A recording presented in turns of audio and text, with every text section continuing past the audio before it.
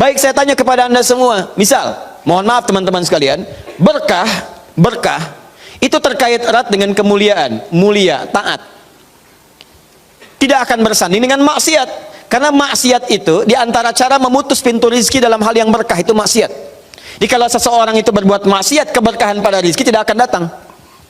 Contoh, Anda mau sedekah sekarang, keluar dari sini, Anda temukan 3 orang, alhamdulillah, dia layak kelihatan dari jauh menerima sedekah dari Anda. Sudah Anda siapkan nih 3 juta bahkan, ya, untuk 3 orang itu. Begitu mau Anda berikan, dari jauh kelihatan duduk, begitu sudah dekat sedang main kartu begini, tak, tak, tak, tak. Wah, saya menang, tidak, kamu kurang, dan seterusnya. Pertanyaan saya, jadi nggak antum sedekah? Tidak, karena maksiat itu menghambat keberkahan dari rizki yang diturunkan.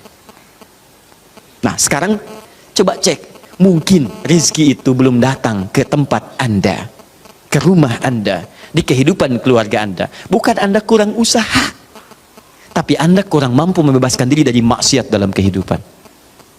Ini poinnya. Maka dari itu ketika Anda istighfar astagfirullah, jangan cuma kosong di lisan. Kalau cuma seperti itu, balita yang umur usia 5 tahun misalnya, 5 tahun, balita 5 tahun ajarin istighfar juga. Padahal dia belum mendapatkan hisab. Anak usia 5 tahun belum balik, ajarin istighfar. Pas ada sholat, astagfirullah, astagfirullah. Apa yang mau diampuni? Uang dosanya nggak dicatat. Ya, orang yang kurang akalnya misalnya, terganggu akalnya, itu bisa istighfar juga. Sambil ketawain Anda malah. Astagfirullah. Loh.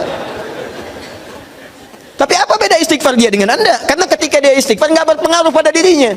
Karena diangkat penanya. Rufi'al qalam an thalathatin. Rufi'al qalam an thalathatin. Di antaranya anil majnuni hatta yufiqa. Dari orang terganggu syaraf sampai sadar lagi. Nah, kita yang sadar ini saat ini, maka ketika Anda mengucapkan kalimat astagfirullah, kata para ulama, sambil diingat, itu Anda berbuat dosa apa sampai mengucapkan ini? Sampai minta ampun kepada Allah. Dosa apa yang diperbuat? Maka kalau ingin latihan, coba urutkan dosa dari ujung kepala sampai ujung kaki. Salat yang pertama subuh misalnya, ya jangan terlalu banyak dulu. Untuk dosa mata misalnya, astagfirullah, ingat-ingat mata salah apa. Jangan-jangan setiap pandangan yang Anda lakukan itu belum melahirkan keberkahan.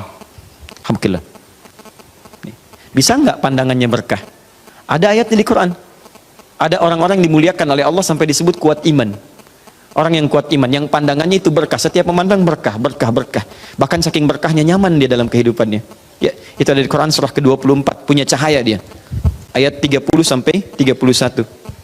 30 untuk laki-laki, 31 untuk perempuan. Wa qul lil mu'minina yaghuddu min absarihim. Katakan pada perempuan laki-laki beriman, setiap lelaki beriman, perhatikan, palingkan pandangannya dari yang tidak baik. Jadi kalau orang zikirnya benar, itu dia akan berpaling dari yang tidak baik. Otomatis Pak, Bu, otomatis. Bahkan yang mirip-mirip pun dengan apa yang ia punya, belum tentu kemudian ia pandang dengan berlama-lama.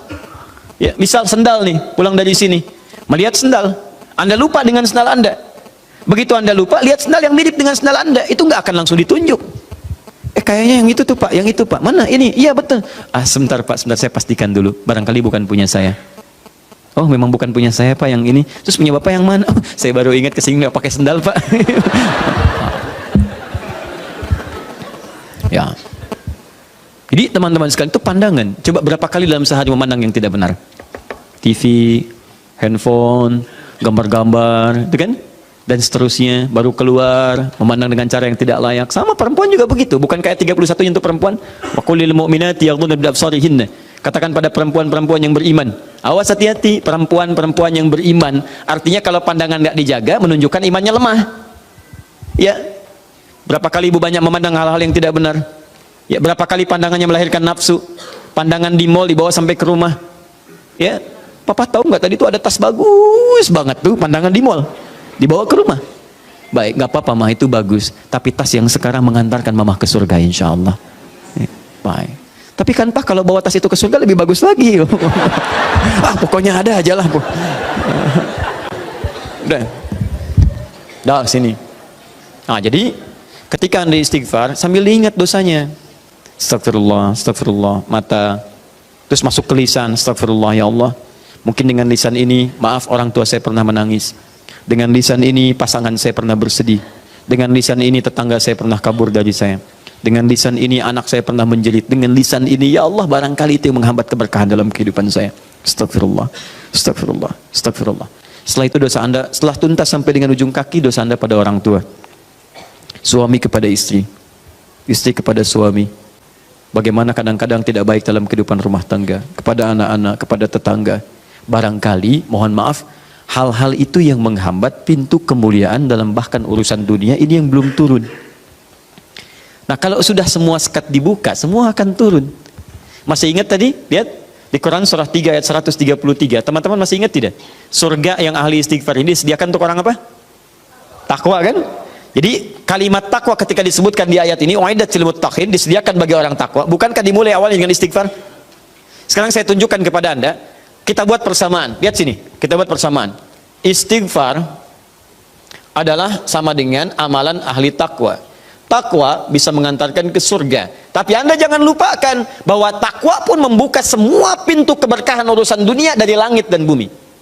Takwa persamaannya berkah langit dan bumi. Dari mana mendapatkan persamaan ini? Di Quran surah ke-7, teman-teman sekalian, ayat 96. Walau anna ahlal qura amanu wattaqau la fatahna 'alaihim barakatin minas sama'i wal ardh. Kalaulah kemudian ada orang-orang beriman, ahli takwa, bertakwa kepada Allah, bahkan satu komplek bertakwa, satu kampung bertakwa, kami buka semua pintu keberkahan di langit dan di bumi.